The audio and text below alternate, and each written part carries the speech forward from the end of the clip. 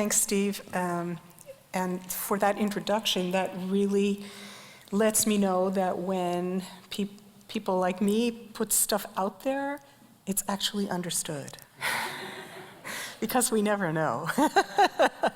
So it's wonderful for minds to actually communicate with one another, and I'm very grateful for you to come today, given the weather, to be open to what I have been working on for many years. This is my first visit to Biola, and when I walked into the Center for Christian Thought, as Steve just read, the title of one of my books is plastered on the wall in the central conference room up there, and the title of the verse is Romans 12:2. And I took the second half of the verse, and the book is entitled By the Renewing of Your Minds. So when I walked in there, it's a very lovely room, and I said, oh, I am at home. And so I feel very comfortable being among you this afternoon.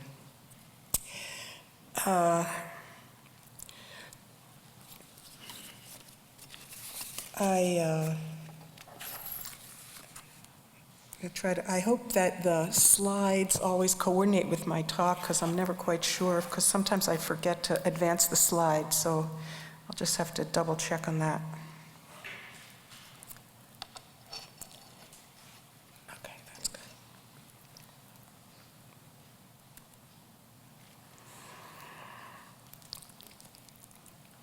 Here we go.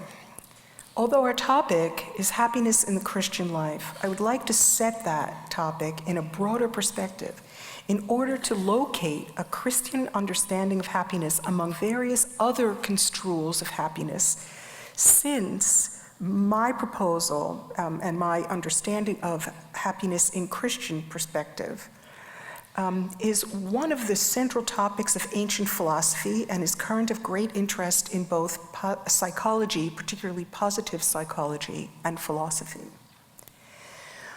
I begin by asking a question that Augustine of Hippo, the great father of Western theology, asked.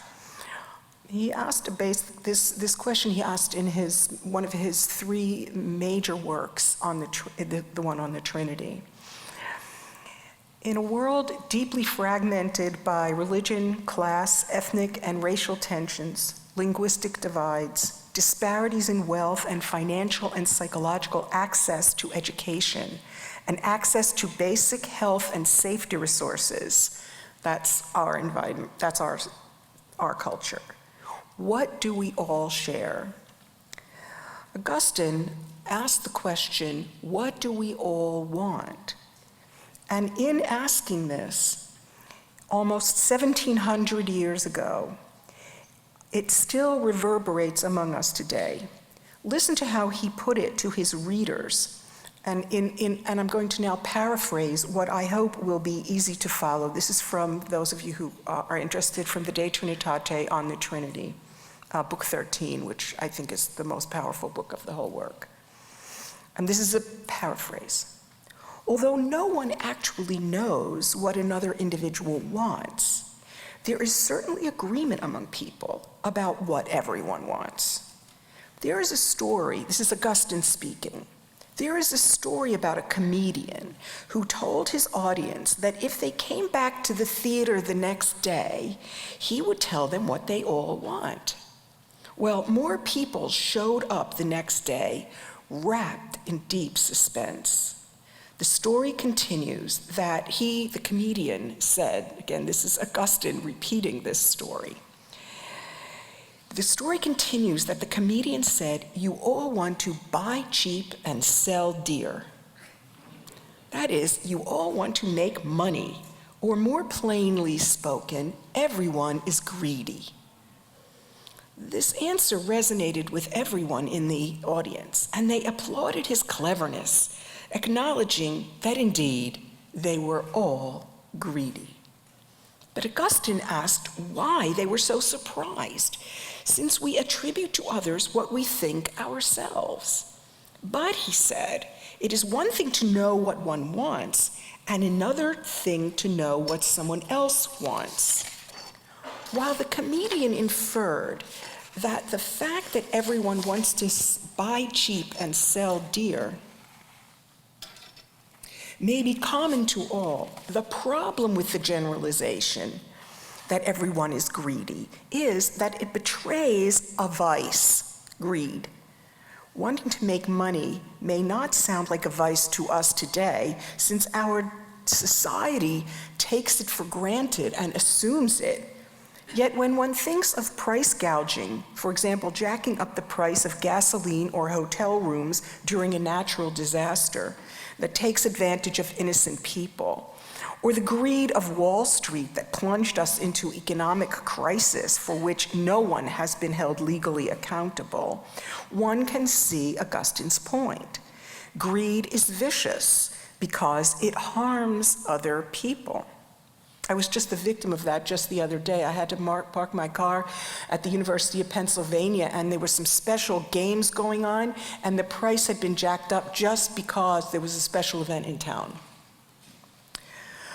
which I was not attending. Augustine offered another example.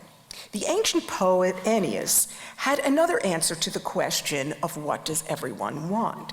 He said, everyone wants to be praised. No one wants to be disparaged.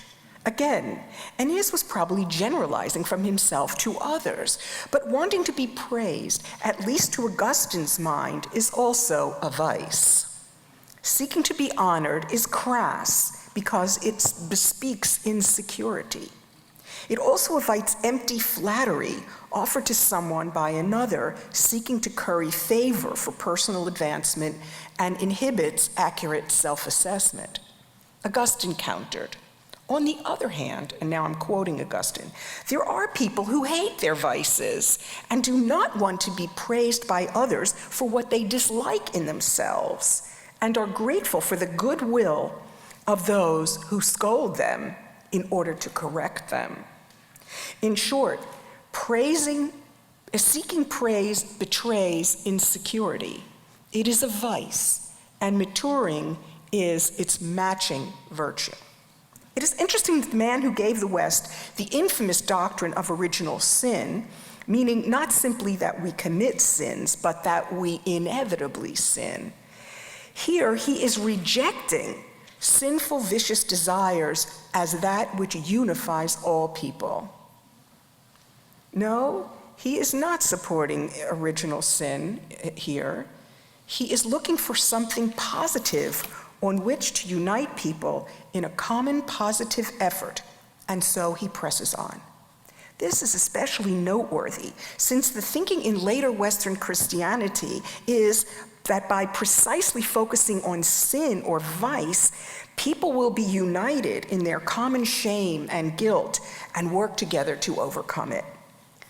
Counter to what would become Western Christianity's main theme, Augustine offers a different answer to the question of what everyone wants that is not vicious but virtuous.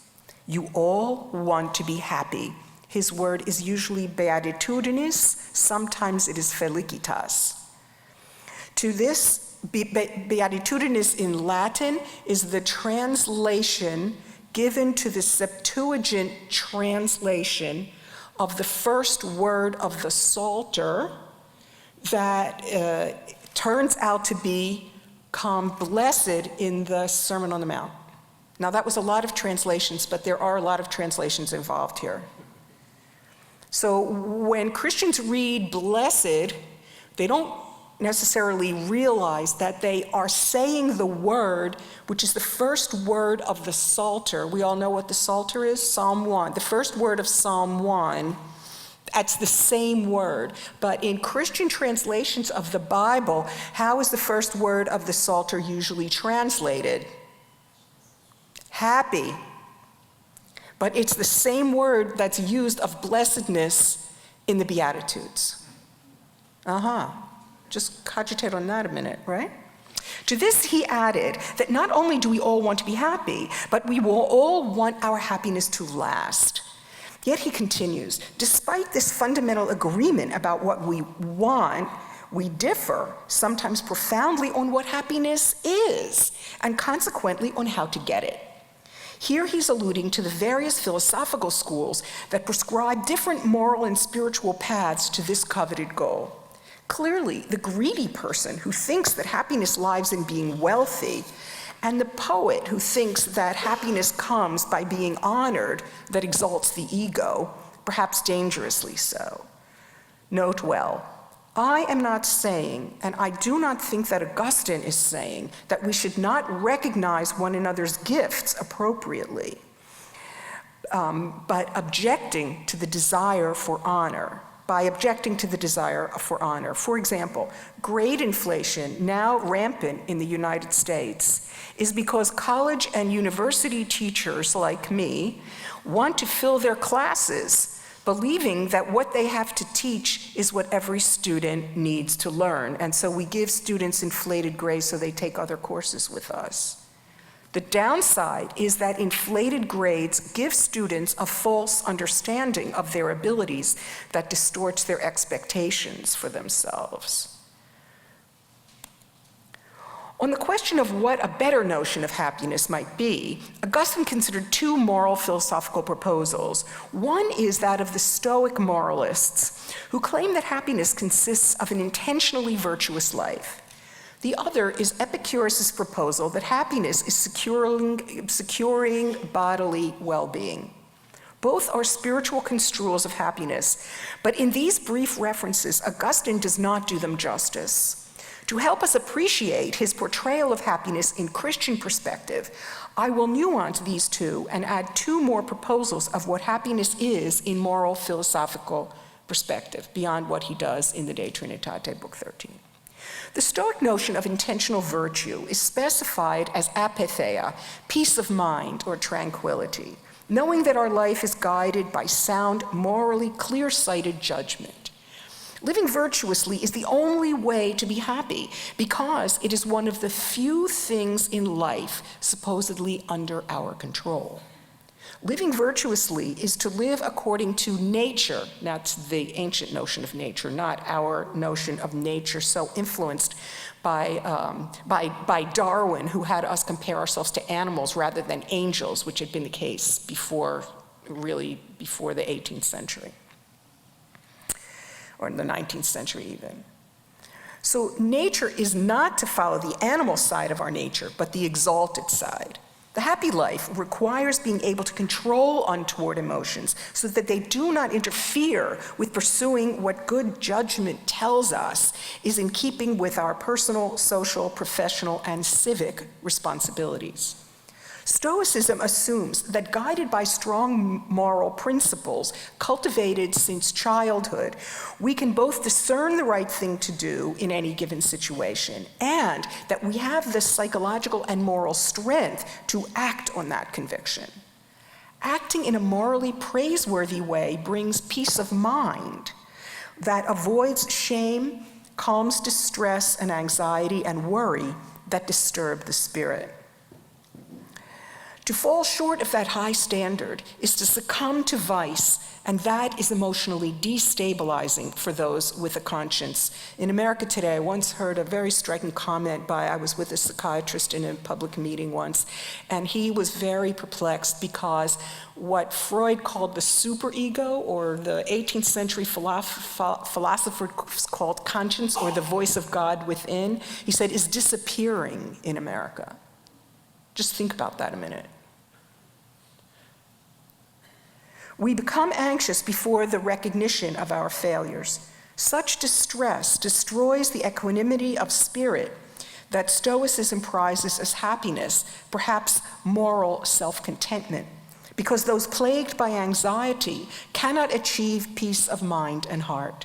For the Stoics, happiness is taking pleasure in living intentionally consistent moral life that controls or perhaps better transforms internal emotional stress, possibly galvanized by each new challenge that comes along. Epicureanism, the other proposal for how to achieve happiness that Augustine mentions here, and in the ancient church, Christians were very disturbed by Epicurus. because Epicurus didn't have an adequate appreciation of the anger of God. Epicureanism seeks freedom from physical and emotional pain, especially anxiety aroused by fear of physical pain in this life and in the next. That is, Epicurus lacked a doctrine of hell that Christians prize. To this end, Epicurus denied the immortality of the soul, and consequently the notion of punishment by the gods or God after this life. Epicurus thought that the greatest cure for fear in this life and the anxiety that comes from fear comes from the theistic sanction, the threat of divine punishment after this life. He taught, Epicurus, that the gods are not interested in us, so there is no reason to fear him, or him, supposedly. Epicurus didn't have a personal understanding of God. After we die, it will be for us as it was before we were born. So the fear of what Christians would call hell, eternal punishment, is a waste of our energy. Still, how can we ever be free of the fear of bodily pain, since illness, injury, and death may overtake us and those we love at any moment? Who but the intrepid or the young is not afraid of cancer? Other ancient proposals come from Aristotle, and I want to suggest Buddhism. Aristotle, that Augustine didn't know about them. Aristotle offered a third proposal for happiness. He took happiness to be living in such a way that we contribute constructively to society and consequently do well in life. Living excellently, not living high, as the comedian seems to have thought, facilitates happiness. Happiness for Aristotle is basically the result of being an excellent person.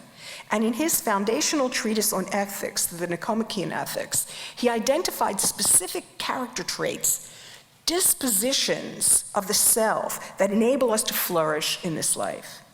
In its central tenet is moderation in all things.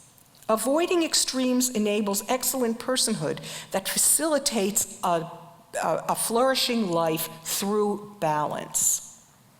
Needed traits are being courageous, exercising self-restraint, being philanthropic and gracious, acting honorably, being refined in one's lifestyle, being able to control one's temper, being able to listen well, being socially skilled, living modestly, and being appropriately and to the appropriate degree angry. For Aristotle, happiness is a skill that comes only with practice and experience in assessing the best response to each situation that life presents. Happiness is enjoying becoming and being an excellent person on the order of becoming an excellent athlete or musician. The ancient moralists interested in happiness were not only in the West. Buddhism argues that happiness is living contentedly without fretting over what we do not have. So getting rid of desires that lead to despondency if they cannot be fulfilled, and grasping of what we think should do the trick in the short term is the path to happiness. Getting rid of those things is the path to happiness. Buddhists advise a noble eightfold path to human excellence, perhaps analogous to Aristotle's list of excellent dispositions that cultivate wise living so that we stop fretting over things that are either wrong or not worth our attention. It involves having a fine understanding of things, the right intention in dealing with things, judicious speech, excellent behavior, a noble occupation. In the 1980s, some of you may recall the U.S. Conference of Catholic Bishops Pastoral on the Economy. It was a very, very, very important document in the 1980s, and it was the Pastoral on War and Peace. there were two major pastorals. One was on war and peace, and they raised the question of whether, think back to the 1980s and the Cold War and all that, whether it was acceptable for a Christian to be employed in producing armaments that were part of the major contracts for companies that was fueling the Cold War. A noble occupation, the effort to pursue what is good and useful to self and others, the right attention to things, and rightly attending to the right things. Rightly attending to the right things is a major issue for Augustine in his understanding of this also, even though he didn't know anything about Buddhism. Like all the Western schools of thought I have named, Buddhism is a spiritual path for an intentional and examined life designed to eliminate the worry, stress, and anxiety that can torture sensitive spirits. It is close to Stoicism in seeking a calm spirit for those who want to avoid being a negative force in the world.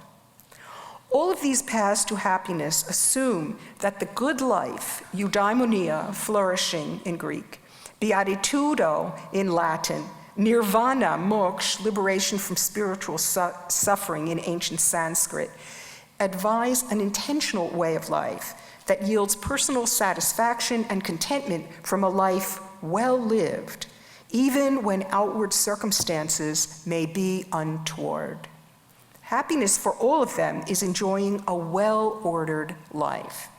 It is a psychological state of confidence that comes with exercising wisdom in all things. To put it sharply, a wise life is pleasurable, and it enables flourishing in its various forms.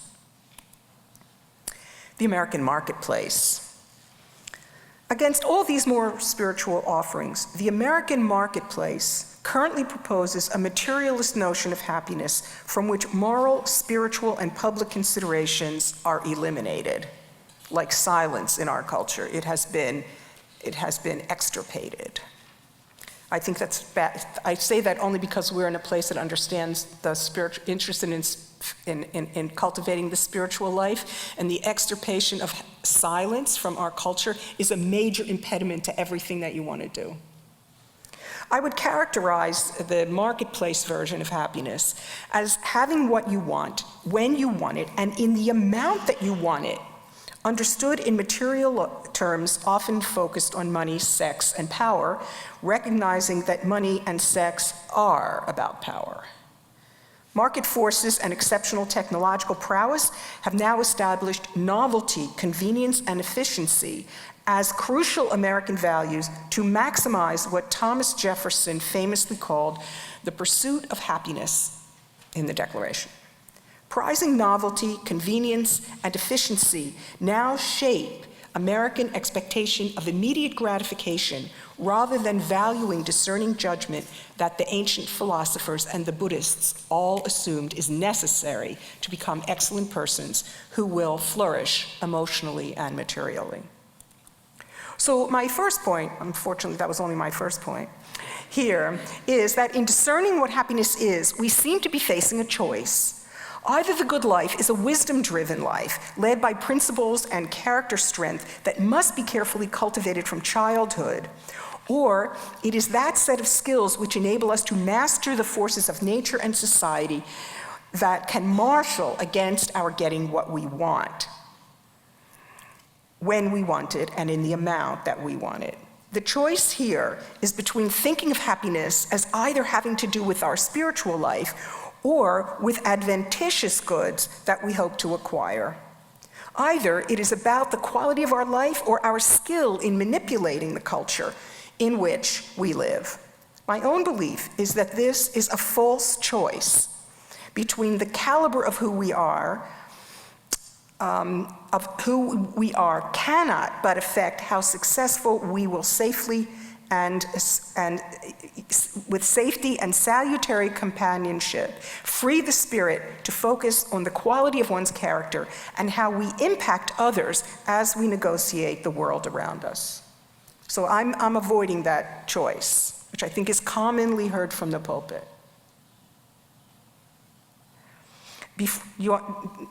Was that clear, the choice? That I often hear from the pulpit. And I'm repudiating having to make a choice. Before pursuing my own suggestion for a Christian construal of flourishing, however, let us return to that's because people are just not, you're pastors, and I'm going to tell you, people are just not going to stop going to the mall. As much as you tell them that is a terrible way of life, they're still going to go.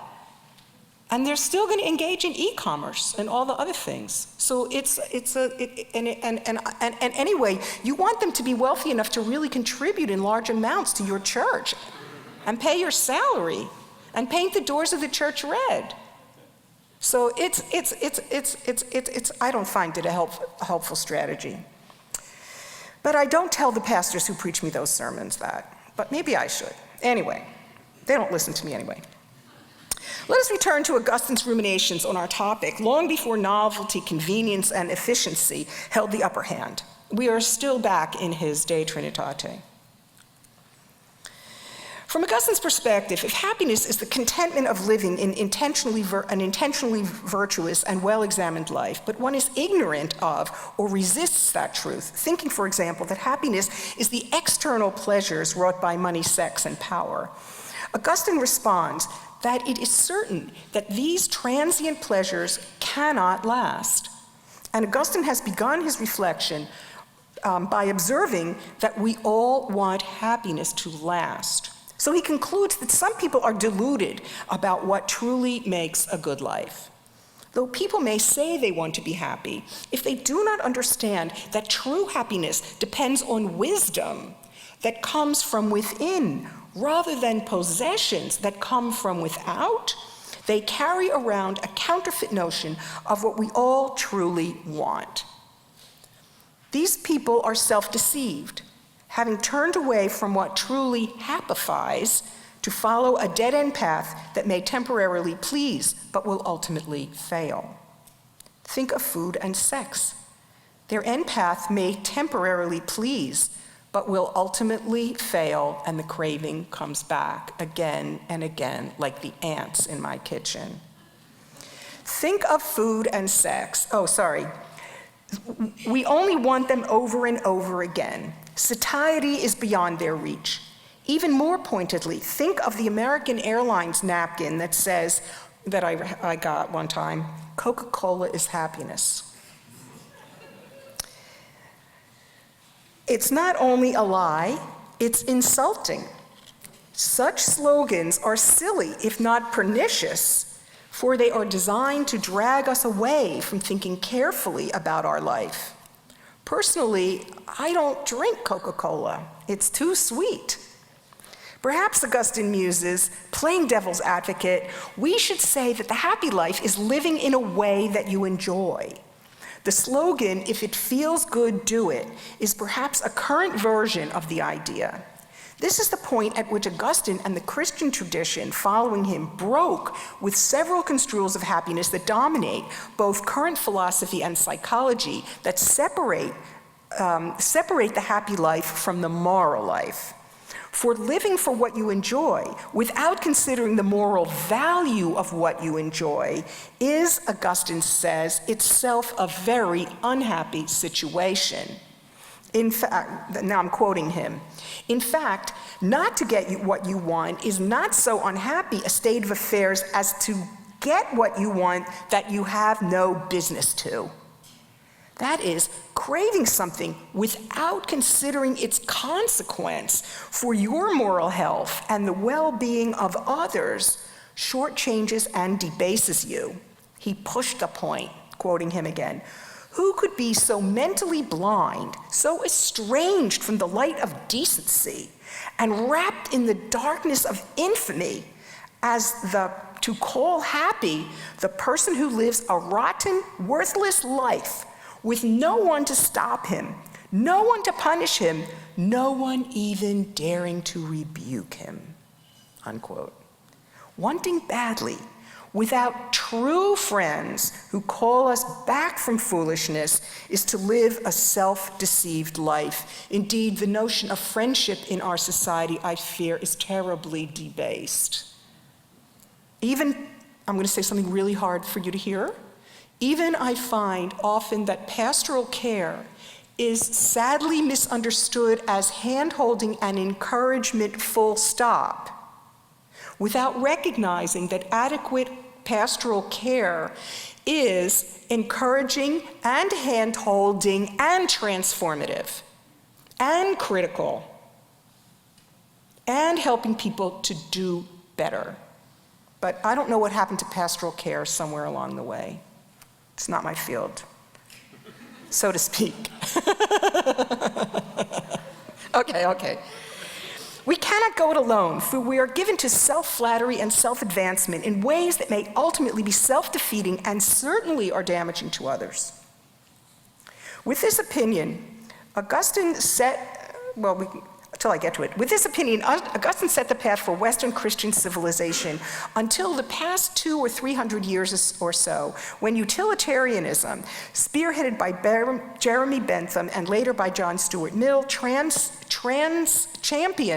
a materialist hedonism, which is the opposite of eudaimonism, the maximization of sensate pleasure that one might calculate apart from a morally grounded notion of flourishing.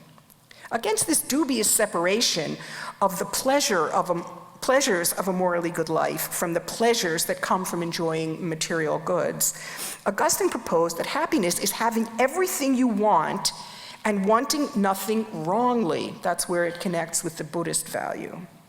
Here we are at the crux of the Christian doctrine of happiness.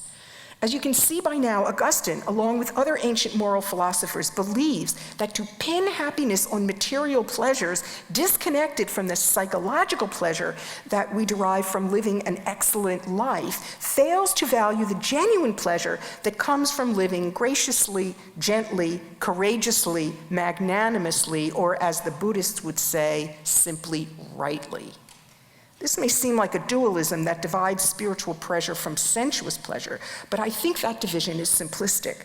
I think it better to conclude that sensuous pleasure, pleasures of the body, divorced from a well-ordered moral life, is problematic. It's not that pleasures of the body are problematic. They only become problematic when they are divorced. I'm thinking particularly of sex. Only when it's divorced from the moral implications of such behavior. Bodily pleasures are not to be scorned, but monitored. With this single terse sentence, Augustine set the standard for the Western theological tradition that the happy life is grounded in the moral life, as, for example, a document like the Decalogue suggests. Augustine elaborated his definition of happiness as having what you want and wanting nothing wrongly by interpreting wanting nothing wrongly as wanting the right things. Of all the good things to want, he identified one as the greatest, against which all others pale by comparison. All other goods are lesser goods and should be wanted to the extent that they enable us to get closer to having the one best thing that we really want. And that is, everyone, you know the answer to this question. Yes, well, say it. Don't be afraid to say it. It's correct. I told you knew the answer. Say it. God, right? The greatest good. As other goods, health, wealth, safety, friends, find their true meaning in their contribution to our knowing and loving God better. That is the singular force of our flourishing. Unless they do that, they lose their ultimacy for happiness. Thus, it may seem to the casual reader that Augustine did not value temporal goods like health, wealth, safety, fine friends, family, education, meaningful employment. That is not really the case. He truly did appreciate and want everyone to enjoy the temporal pleasures of this life. Like the Stoics, he did not, however, value them as goods in their own right, but only as they enhance our enjoyment of God to fend off any chance that they might be thought of as the ultimate motivation of our striving. So he always kept material flourishing tethered to the greatest good. This has given moderns pause. For it comes out that only God is good for his own sake, and that became a strange idea as science and technology dramatically improved the quality and length of life, at least in some parts of the world. The position invites what moderns suspect as an instrumental use of other goods of this life for an ulterior purpose. To advance their or our enjoyment of God, once modern ethics established by Immanuel Kant taught us to treat things, especially people, as ends in themselves, not as means to ulterior ends. That's a problem with Augustine's account, of which there's been a huge discussion. I think I'm interrupting myself so much with separate comments that I'm falling behind on the time that we have, so I'm going to skip the next couple of sections here.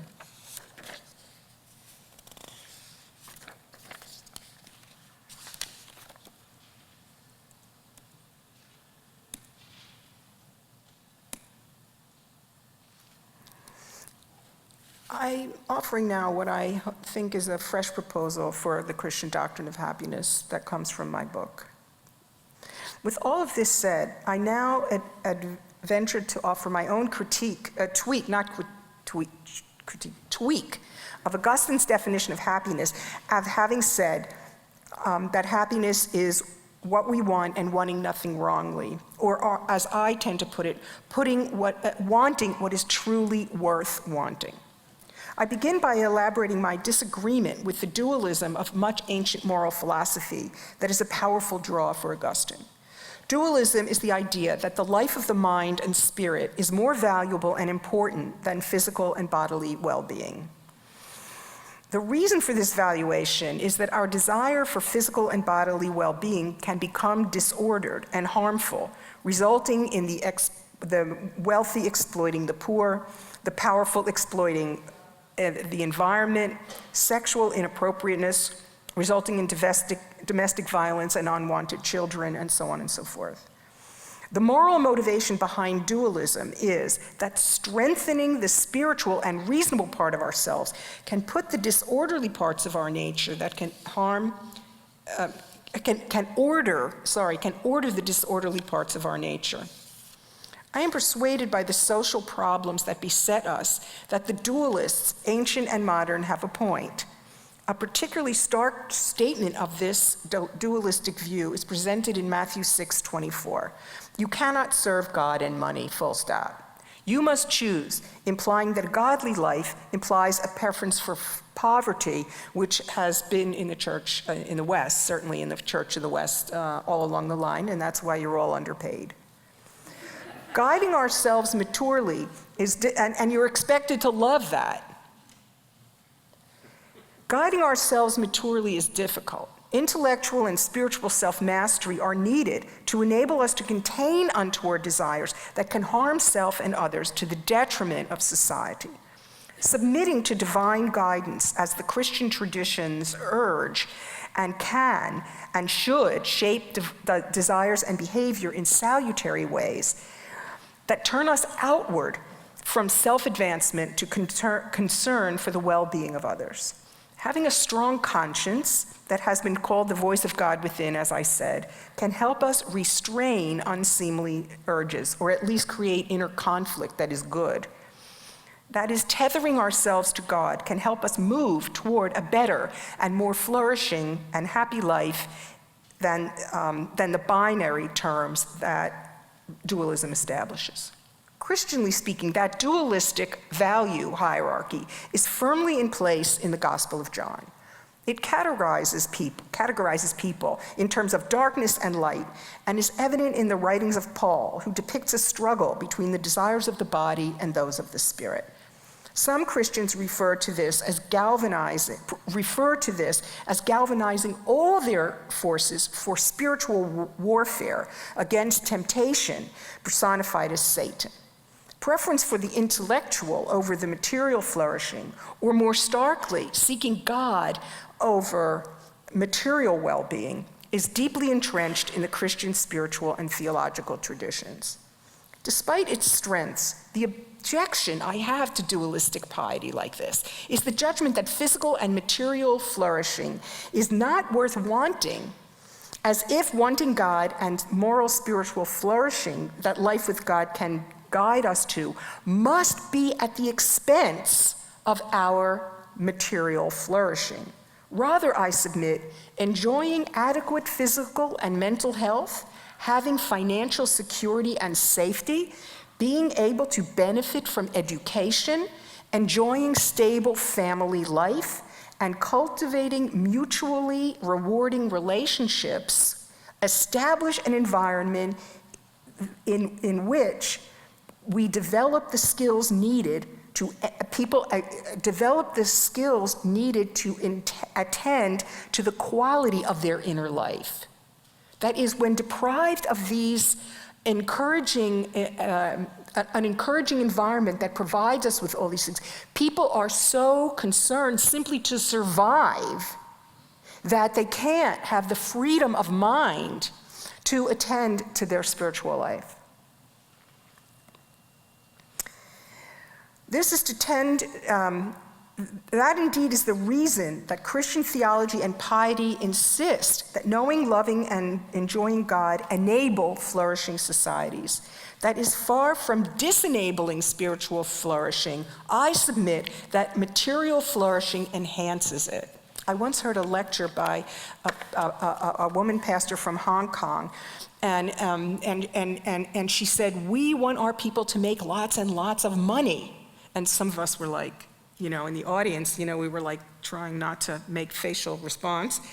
And she said, because that way they'll give lots of money to the church. Hong Kong, of all places, right? Thus, perhaps ironically, while there is value in the assumption that we need strength to control untoward desires and emotions, the opposite may also be true. Against the dualistic Augustinian tradition, and Thomas Aquinas, who I didn't talk about, grounded his whole theological endeavor in the goodness of creation that is to be enjoyed, not the centrality of sin that is to be overcome.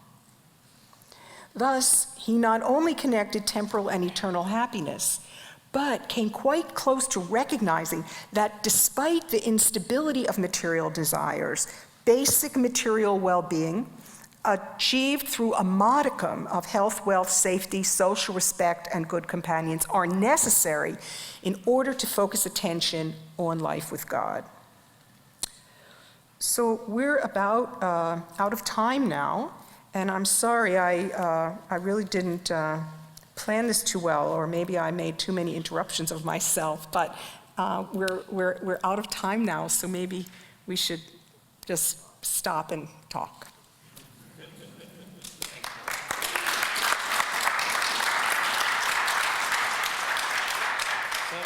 We do have some time for some questions and some discussion, and so if there are any questions or thoughts. Yeah, way in the back, and just speak up. I don't know. I'm just responding to that statement. Would that be akin to what is commonly known as prosperity gospel today, wherein they're saying that money is good, and so it's been highly criticized by a lot of churches? Yeah, this question has come up before. I have never read anything about the prosperity gospel, but I've heard exactly what you've heard, what you just said. I was quoting that pastor from Hong Kong, who I don't think either is promoting a prosperity gospel. I think there's a context of this, and I'm not promoting prosperity as the goal of life, that if you believe this and this and this, then you'll have a prosperous life. I hope you didn't hear me saying that. No, what I'm saying is a basic modicum of well-being is essential in order to cease what the Buddhists call craving and actually attend to the quality of your life in moral and theological terms. I think that's different. But yeah, please. So what you're saying is instead of the either or, it's an and both. Correct, that's what I'm saying. It's not either or, and I think that Christian moral tradition has generally said it's an either or. Okay, have you considered the word shalom? Well, I know the word very well. Its basic meaning is well-being. Yeah, it's shalom. The word shalom comes from the word shalem, and shalem simply means whole. It's also the root of the word Islam. It's the same word, but in Arabic it's understood as submission, but in Hebrew it's not understood as submission. It's shlemut is wholeness, and that is internal undividedness. Right, and that's what you're basically saying. And that's what I'm saying. Yeah, but, yeah. Yes.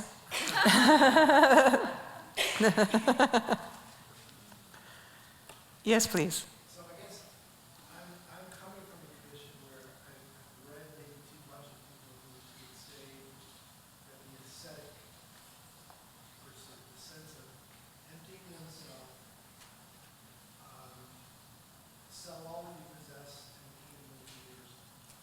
It's this idea that and this is probably rooted in long and other entries into the church. There's this idea that sell all you have, go to your city. Think about poverty.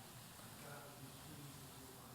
Correct. And shame on you for living in the suburbs, driving your vehicles, and attending a church with 20,000 people that each have a place. Right. So I guess help us, because some of us come from a tradition, or at least Yeah. have heard the speaking into us of that, radio, television. All right. Okay, so my whole project is to offer a supplement to that, right? So for example, sometimes I speak, you're next. Sometimes I speak to groups of lay people, sometimes elderly ladies. And I always say this to them, and I always get the same answer. I say, I suspect that you've heard from the pulpit, give and give and give until there's nothing else to give, and then what do you do?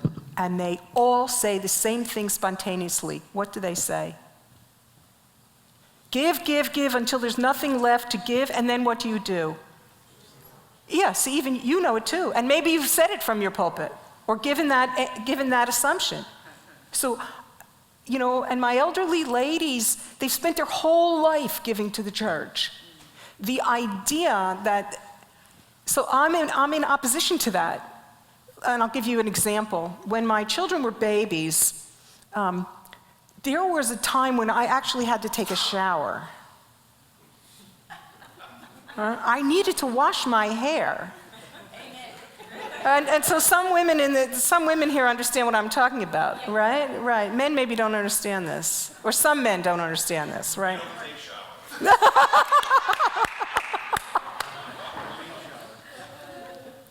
I am properly corrected. So now, why did I need to take a shower and wash my hair?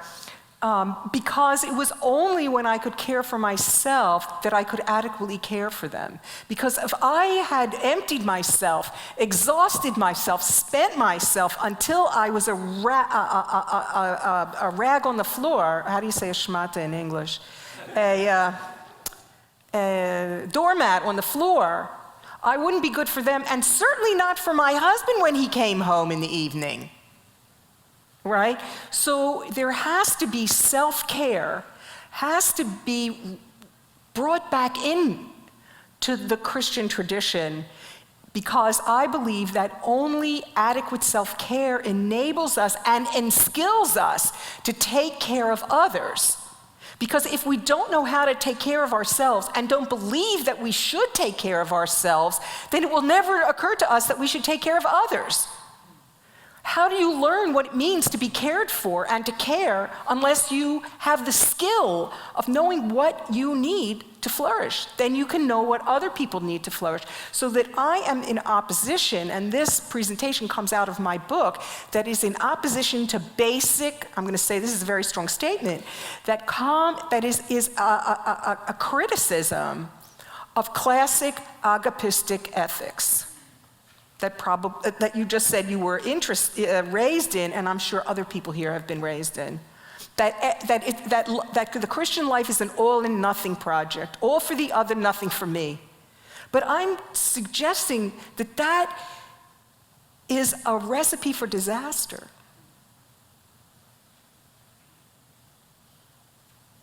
Right? Yes, back there. And then you're next. Can everyone hear me? Okay. A lot of what you were saying reminded me of, if I'm remembering correctly, I think it's at the end of Proverbs, the sayings of King Agur, to not have, like, Lord, I pray that I don't I'm sorry, have... sayings of? King Agur, Agur. Lord, don't give me so much that I forget you, but don't give me so little so that I debase the name of my God.